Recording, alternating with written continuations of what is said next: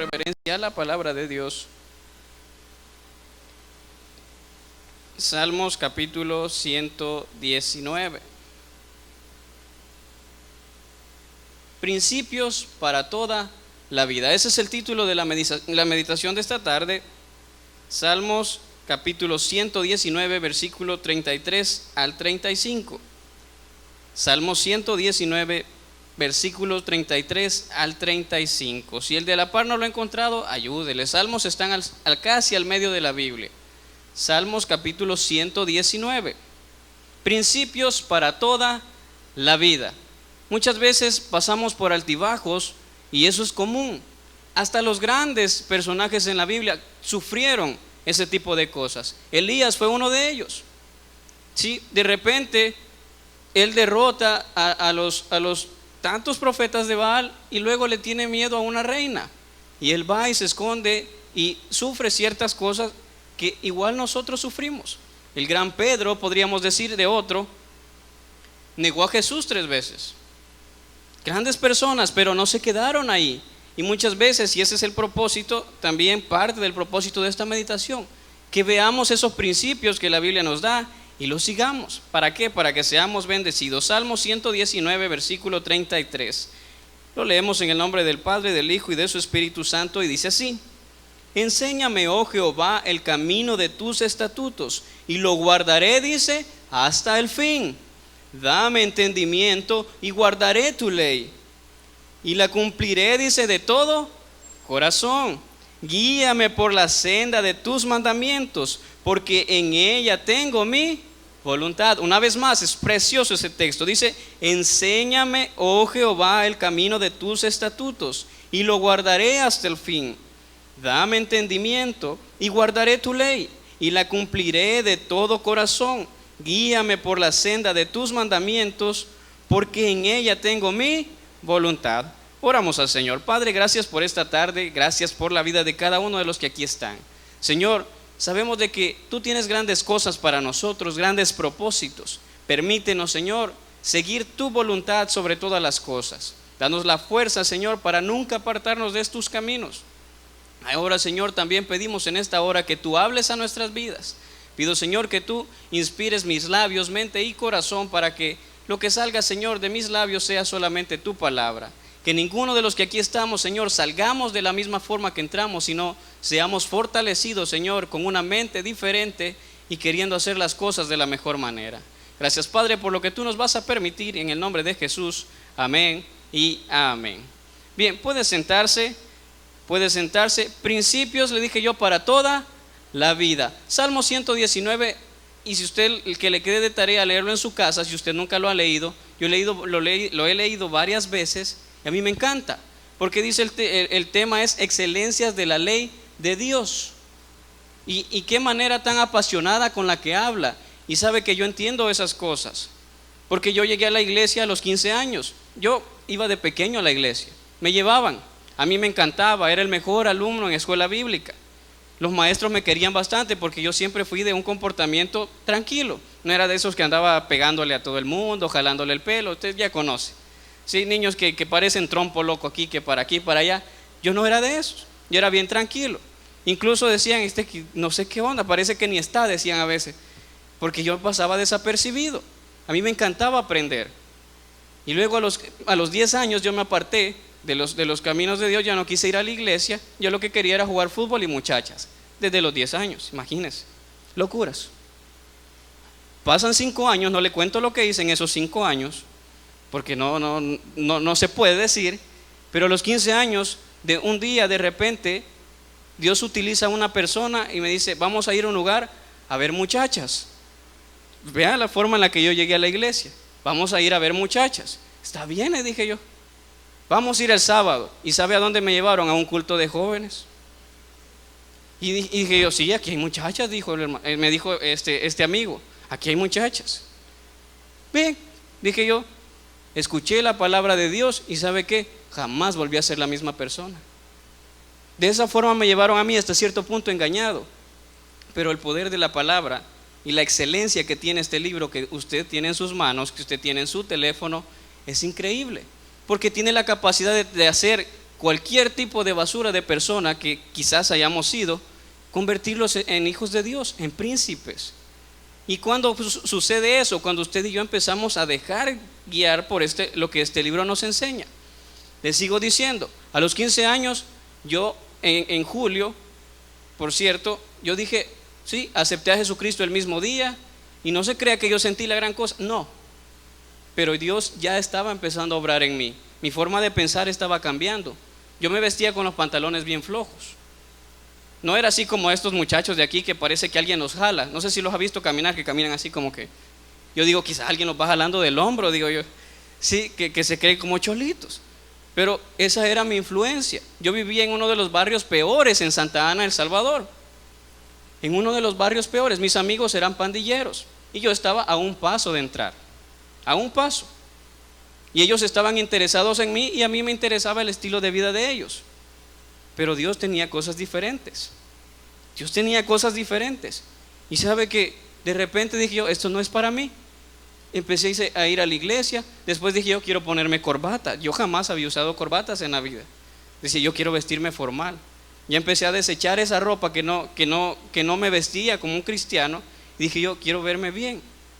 Y si no hubiese sido porque yo cambio ese estilo de vestirme también, estos pandilleros me hubieran hecho daño también. Porque ellos dijeron, no, queremos que entres con nosotros. Y si tú no entras con nosotros, te vamos a matar. Imagínense. Y esa es la realidad de muchas personas en El Salvador. Y dele gracias a Dios los que nacieron aquí, que aquí hay una gran tranquilidad. Aquí usted anda por la calle tranquilo, es raro que le vaya a pasar algo. Y eso no pasa en El Salvador.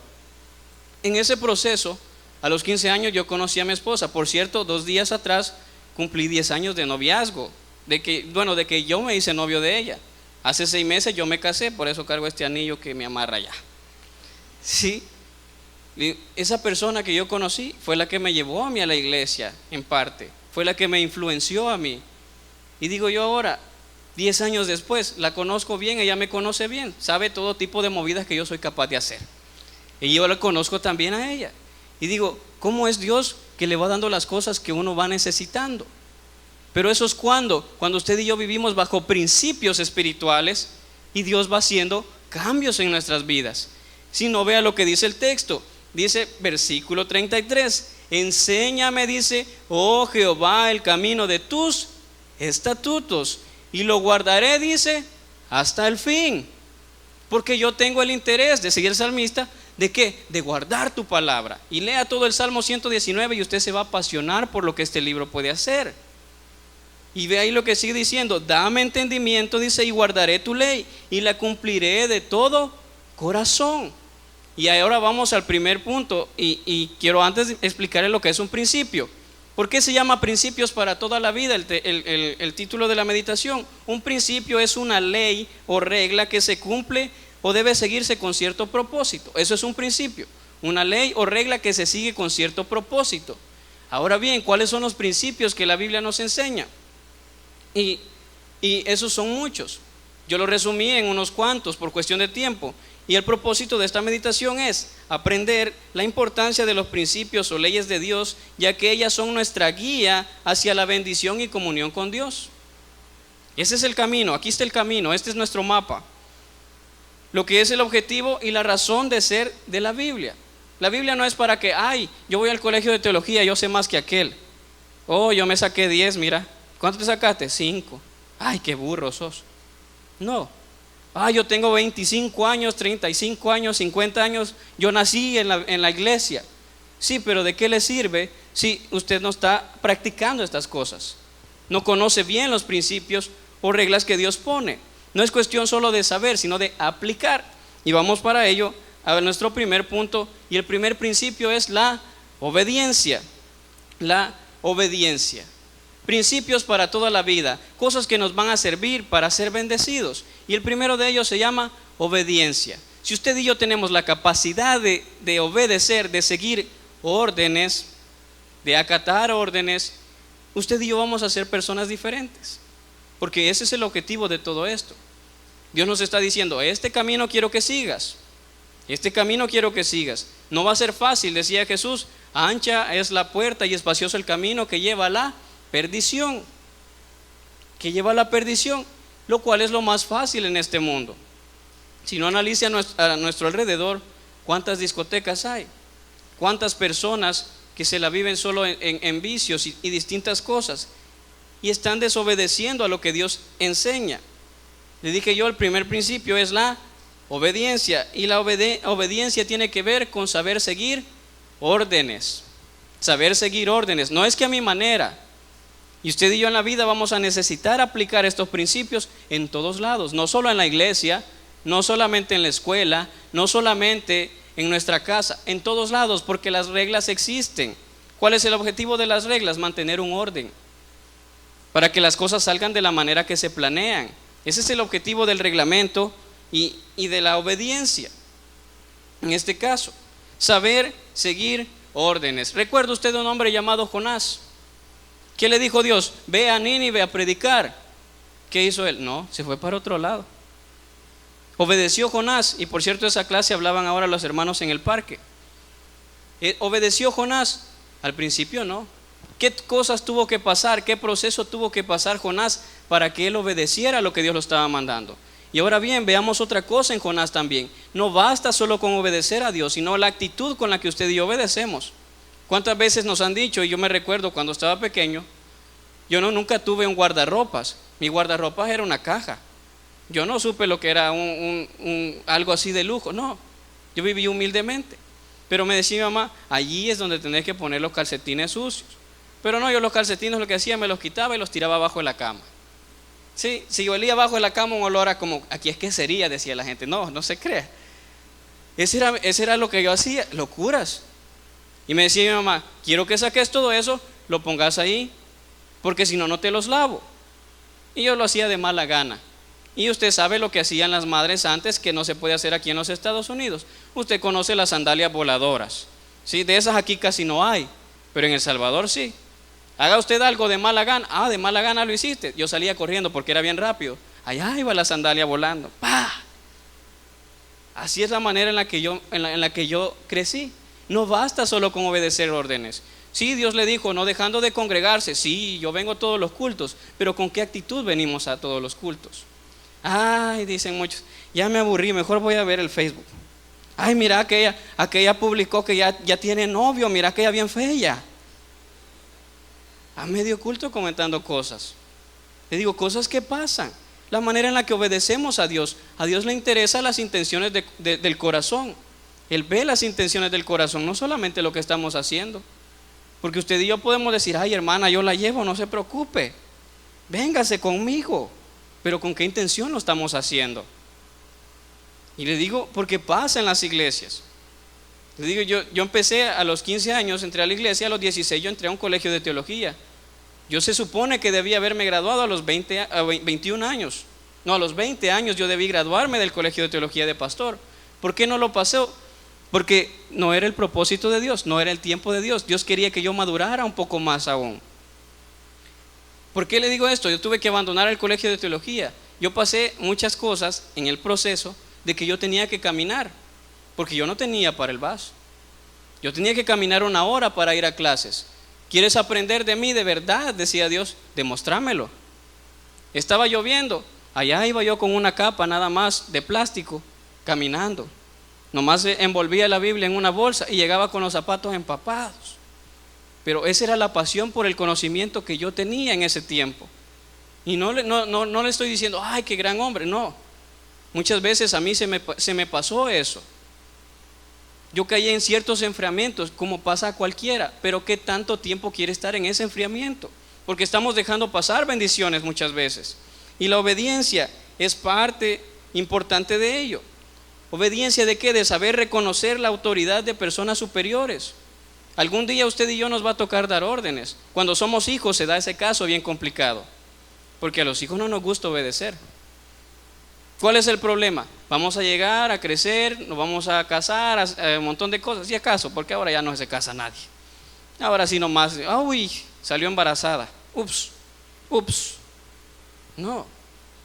Y pasan esas cosas y usted puede ver que, y aquí no se da mucho, en El Salvador sí, la clínica llena de niñas de 12 años, 14 años teniendo hijos ya. Niñas de 14 años que ya van por su 3er hijo.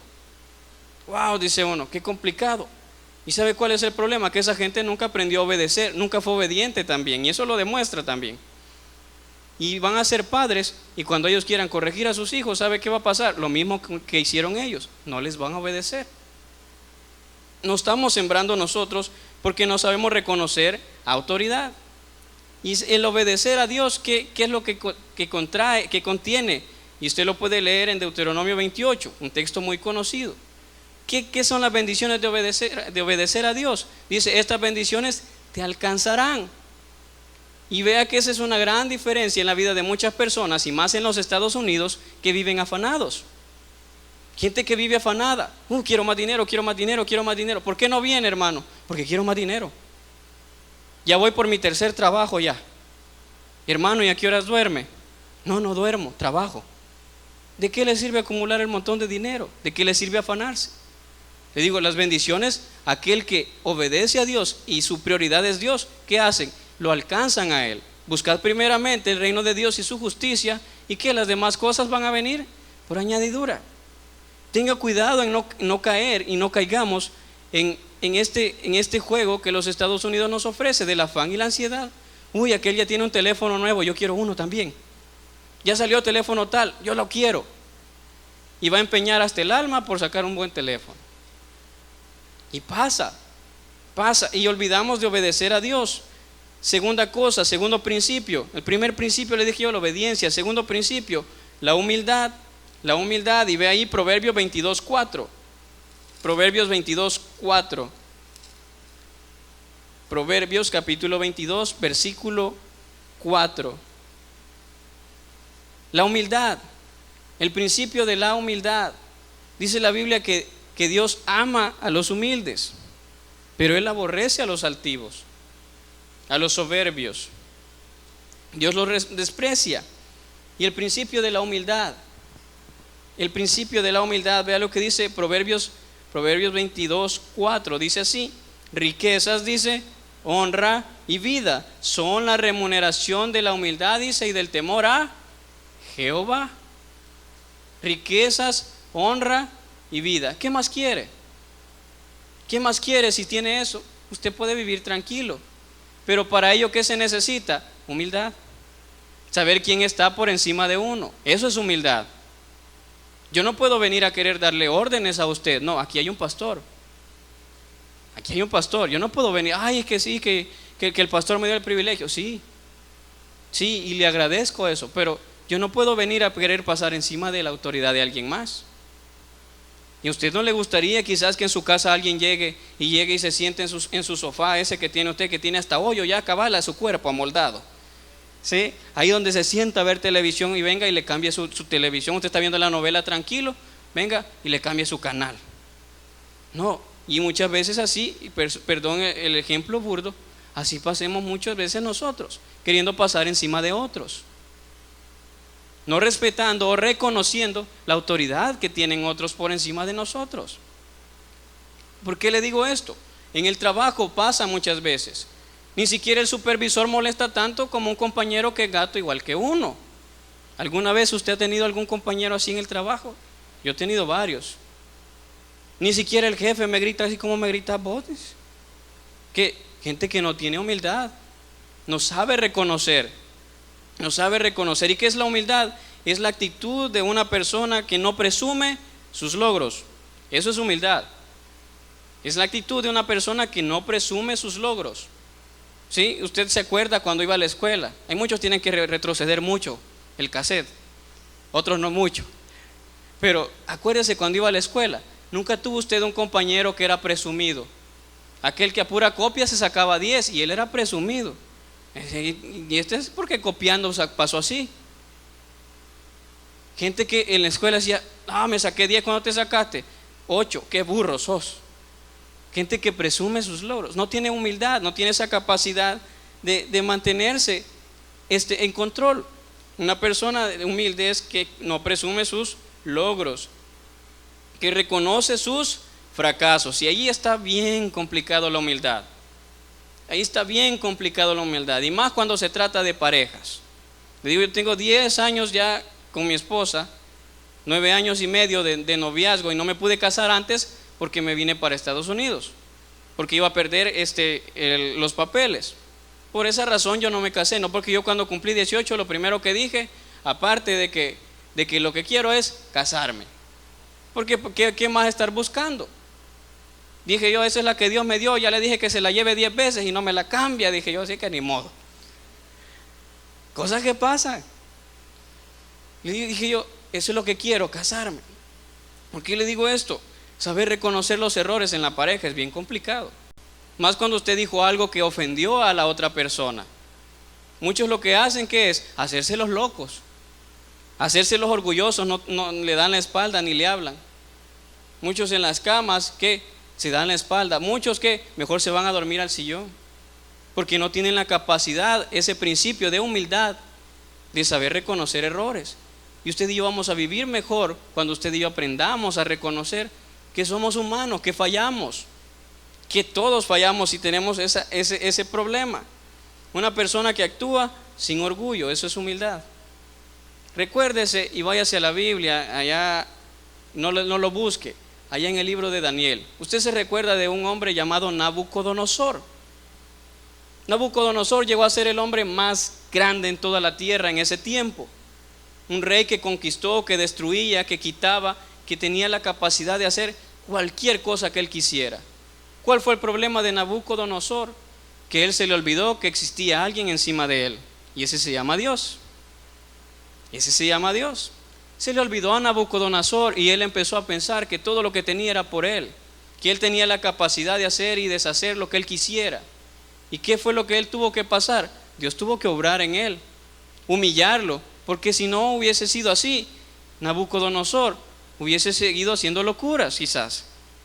Y Dios tuvo que cambiarle la mente. Ahora bien, aprendamos nosotros de esas cosas. ¿De qué? De que ser humildes. Que no se nos olvide que existe un Dios encima de nosotros al cual es superior a nosotros, al cual debemos obedecer. ¿Por qué? Porque Dios resiste al soberbio y al humilde. ¿Qué dice la Biblia? Lo exalta. Me encanta un texto, Santiago, si mal no recuerdo, dice: humillaos pues bajo la poderosa mano de Dios, para que Él los exalte cuando fuere tiempo. ¿Pero qué es el principio de eso? Humillarse. Tercer punto, porque no quiero sacarlo tarde. Tercer principio, el principio del amor. El principio del amor. Ahí hay un texto, no es necesario que lo busque. En Mateo 22, 36 al 40, le decía a alguien que ¿en qué se resumía la ley? Le decía a Jesús. Y Jesús le dijo simple: amarás al Señor tu Dios por sobre todas las cosas y a tu prójimo como a ti mismo. En eso se resume la ley y los profetas. Que en pocas palabras Jesús le estaba diciendo: todo lo que ustedes conocen de lo que en ese tiempo nada más tenían el Antiguo Testamento, todo eso se resume en dos cosas: en amar a Dios y amar al prójimo como a sí mismo. Y si usted lo analiza, y que le quede de tarea en su casa, busque en Éxodo los 10 mandamientos. Los primeros 5 mandamientos que habla están enfocados acerca del amor a Dios. Si usted ama a Dios, usted va a cumplir esos primeros 5 mandamientos. Los otros 5 mandamientos, si usted ama a su prójimo, usted los va a cumplir también. Por eso Jesús lo decía y lo explicaba de esa forma.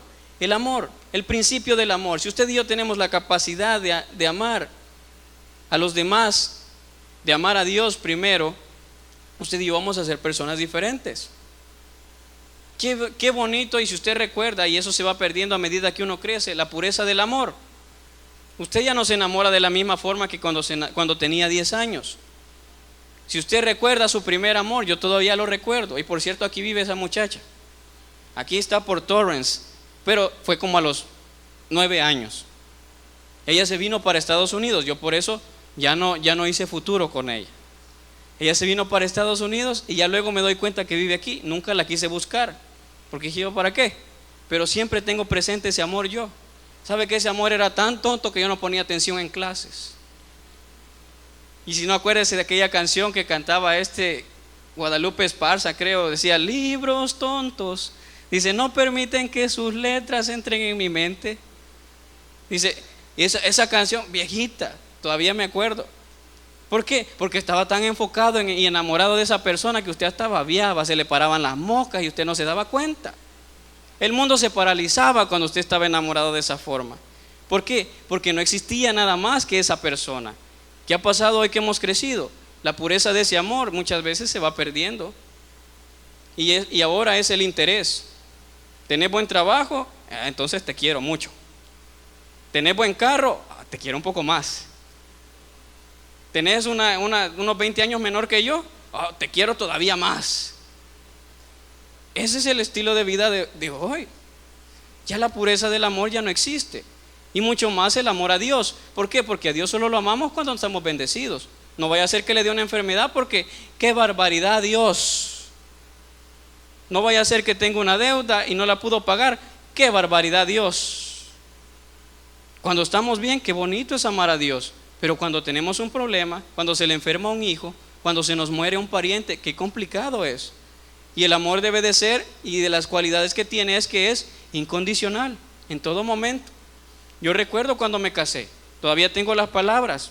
¿Por qué dije que sí? Todavía lo tengo presente también. ¿Por qué dije que sí?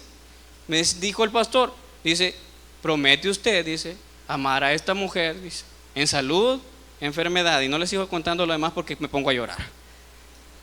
Pero uno hace un compromiso de que va a amar a esa persona por mientras vivan. Y ahí ya se acabó. Yo digo, después de muertos no me busqué, porque hasta ahí se acabó. Pero hace un compromiso uno de amar a una persona, ¿qué? En todo momento. Pero ¿qué pasa? Cuando las cosas van mal en la vida, muchos empezamos a apartarnos. Se nos olvida aquel principio que tienen los capitanes de barcos, que el capitán es el último que se tira del barco. El capitán se hunde si es posible con su mismo barco. Y si no, acuérdese del Titanic, que eso es lo que yo sé que todos lo han visto. Y muchos hasta lloran con eso. ¡Ay, Jack! ¿Sí? Es eso de los principios. Usted puede ver que ahí el capitán se hundió con su barco. ¿Y son cosas de qué? De que esa es la ley. Voy a llegar hasta el final con esto. ¿Por qué? Porque amo lo que hago. Amar implica una entrega total. Le dije yo 4, vamos avanzando porque el tiempo sigue corriendo. Principios para toda la vida. Y el principio número 4, que es de los más importantes, es el principio del esfuerzo. Del esfuerzo.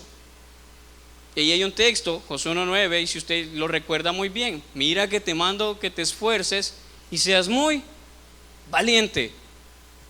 El esfuerzo aparece tantas veces en la Biblia. ¿Y sabe por qué? Porque a Dios no le agradan las personas ociosas. A Dios no le agradan las personas cómodas. Y eso nos está pasando en los Estados Unidos. No, hermano, si yo sé pedir bien café y donas, ¿para qué necesito ir a la escuela de inglés? Hermanos, y ahora qué complicado es. Digo, porque yo lo que poco que sé de inglés, yo lo aprendí por mi propia cuenta. Yo me ponía en el teléfono a ver videos, tutoriales y esas cosas de inglés. Así fue como yo aprendí un poco de inglés. Y ahora he perdido un poco eso también. Y me decía Dios, a ti se te está olvidando la palabra esfuerzo. ¿Qué es esfuerzo? Esfuerzo es hacer más de lo normal. Eso es esfuerzo. Hacer más de lo normal. Yo sé que usted está haciendo un gran esfuerzo por escucharme, porque el calor está feo, porque también tiene sueño, porque también allá en la casa lo están esperando la otra comida, que es la cena. ¿Sí? No lo malinterprete. ¿Sí? Hacer el esfuerzo ¿de qué? De hacer un poco más. ¿Qué decía Jesús? Si alguien te pide que lleves una milla, ¿qué hace? Da una milla extra. Da una milla extra, y a muchos nos está faltando eso. Sí, dice, yo soy servidor. Yo vengo los domingos, yo vengo viernes también. Podemos hacer un poco más, ¿por qué no hacerlo? El esfuerzo es de las cosas más importantes y que tiene recompensa ¿para quién? Para nosotros mismos. El esfuerzo del pastor no va a hacer que me bendiga mi Dios, quizás. No, es lo que yo haga lo que me va a traer bendición. El pastor aquí se puede desvelar y hacer todo lo que él quiera, aquí por tratar de que nosotros aprendamos, pero si yo no quiero hacer un esfuerzo por aplicar lo que él me está enseñando, yo voy a seguir siendo la misma persona o quizás peor. Usted y yo debemos de hacer un esfuerzo, ¿de qué? De un poco más de lo normal. ¿Y cuál es lo importante? Que usted jamás va a saber lo que es capaz de hacer si usted jamás intenta cosas. ¿Y qué es de las principales cosas que nos impiden esforzarnos? La palabra miedo. Es que a mí me da miedo ir a aplicar ahí porque me van a decir que no. de antemano usted ya no quiere hacer un poco más. Ya no quiere hacer un poco más, y esas cosas nos están frenando y nos están anclando y no permiten que nuestro barco llegue a la meta, que es obtener bendiciones grandes. Obtener bendiciones grandes, un esfuerzo. Yo le decía a la hermana Joana el otro día: hermana, gracias porque usted publicó algo en Facebook, le digo. Fue un sábado, por cierto, estaba lloviendo. Aquí en Los Ángeles llovió un poquito, yo vivo en el monte. Allá estaba lloviendo, parecía torrencial. Y ese día había culto de jóvenes. Y recuerdo que dije yo: está lloviendo, me puede hacer daño, dije, y tengo que trabajar mañana. Mentiras, puras excusas. Empezó el enemigo a obrar en mi mente. Y digo yo, me puse de ocioso y abrí el Facebook. Y abriendo el Facebook, lo primero que me apareció es la publicación que había hecho la hermana. ¿Y sabe qué decía esa publicación? Dice: cuando se acaba el esfuerzo, dice, comienza el fracaso. Wow, hermano. Yo dije, eso es de Dios. ¿Sabe qué hice? Me puse los zapatos y mejor me fui. Mojado, aquí venía todo mojado. Y fue peor porque todavía no tenía carro. Tuve que caminar 45 minutos debajo de la lluvia, después tomar un bus, tomar otro bus y tomar el tren para venir a la iglesia. Antes de que Dios me bendijera con el carro que hoy tengo, a mí me tomaba 3 horas venir al culto. Y aún así yo hacía el esfuerzo por venir. Pero no crea que siempre. Uno empieza a decaer muchas veces. Pero que yo recuerdo esa palabra y siempre la llevo en mi mente ya desde que la aprendí. Cuando termina el esfuerzo, comienza el fracaso. Cuando usted y yo ya no queremos dar un poco más de lo normal, ahí empezamos a sufrir de las cosas que Dios quiere darnos. Dios tiene toda la intención de bendecirnos, pero usted y yo necesitamos hacer el esfuerzo de lograr las cosas. Número 5, principio número 5, fe. Ya ahorita 3 minutitos terminamos. El principio de fe. El principio de fe. Dice Marcos 9:23. Dice, si crees, dice, puedes, porque al que cree todo le es posible. Dice Hebreos capítulo 11, pero sin fe, versículo 6, pero sin fe es imposible agradar a Dios. Uno de los principios más importantes que existen en la Biblia es el principio de fe. ¿Y qué es fe? Seguridad o confianza en algo o alguien. Y encontraba otro concepto que me gustó.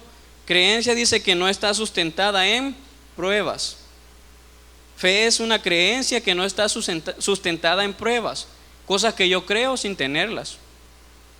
Sin tenerlas. Yo en mi trabajo tengo que ir a casas de millonarios. Y hermano, usted desde que entra a la casa de un millonario, ya desde que usted ve el portón, usted ya está viendo $20,000 en una puerta. Usted sigue avanzando en esa casa, una fuente de agua con una especie de estatua, $50,000. Usted entra a la casa, ve unos sofás de $35,000. Y wow, digo yo. Y a veces, porque yo trabajo de repartir muebles, pero muebles que son carísimos. Por eso la mayoría de personas que lo compran son gente de dinero. ¿Qué quiero decirle con todo esto? Yo siempre que entro a una de esas casas digo, Señor, algún día quiero tener la mía así. Y yo creo que puedo hacerlo. Pero mi realidad ahorita que soy un obrero más. Pero digo yo, Dios va a abrir una puerta, porque tiempo y ocasión, dice Eclesiastés, acontecen a todos. Así como esas personas tuvieron oportunidad de hacer dinero, yo digo, algún día tal vez Dios me la dé, si es su voluntad, si no, pues está bien. Pero yo no me quiero conformar a eso, yo quiero creerlo. Y la importancia que tiene la fe es de que la fe es esa llave que va a abrir cualquier puerta que usted ve en su camino. ¿Cuántas puertas o cuántos estamos detenidos frente a la puerta porque no tenemos una llave? Porque no tenemos una llave, porque nos está faltando la fe. No podemos desprender esas bendiciones grandes que Dios tiene para nosotros. Pregúntese usted qué es lo que le está faltando a su vida. ¿Será que nos está faltando obediencia? ¿Será que nos está faltando humildad? ¿Será que nos está faltando amor?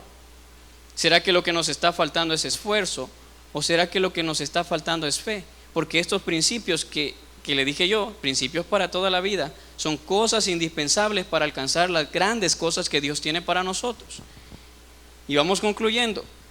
Dios nos ha dejado un camino claro por el cual seguir, y todo está escrito en este libro. ¿Para qué? Para que alcancemos las bendiciones que Él quiere para nosotros. Dice: amado, yo deseo que tú seas prosperado en todo, porque yo sé los pensamientos que tengo acerca de vosotros. Jeremías 29:11, si mal no recuerdo, 10. Pensamientos de bien y no de mal, para daros el fin que esperáis. Ese es el propósito de Dios. El pensamiento de Dios no es hacernos daño. No, Él quiere bendecirnos. Y Él tiene grandes cosas. Solo debemos vivir bajo los principios que la Biblia nos enseña, y nuestras vidas serán diferentes. Usted y yo tenemos la capacidad de ser mejores. No nos conformemos. Dice: no os conforméis a este siglo, sino transformaos por medio de la renovación de vuestro entendimiento. Romanos habla de eso. No conformarse, de buscar más allá. Que nuestro alrededor las personas digan: la gente que se congrega allí, qué barbaridad. Gente que siempre está contenta, gente que siempre está en paz, gente que lo saluda a uno. Esa gente viene tranquila, no se parquea así donde no debe, no pita así porque anda loco. Que vean un comportamiento diferente en nosotros. Y ese es el objetivo de Dios, que seamos luz en medio de las tinieblas. Y está a nuestro alcance ser y alcanzar todas esas cosas. ¿Por qué? Porque Dios ya nos declaró bendecidos. Antes, en todas estas cosas somos más que vencedores, dice la Biblia. Antes somos más que vencedores. Usted y yo tenemos la capacidad de hacer grandes cosas. Pero ¿quién pone el límite? No lo pone Dios, lo ponemos nosotros, en base a que obedezcamos estos principios. Y eso se trata, y eso era mi intención y mi propósito, que usted y yo alcancemos grandes cosas. Recuérdese que al que cree todo le es posible. Démosle un fuerte aplauso al Señor y vamos a orar en esta tarde.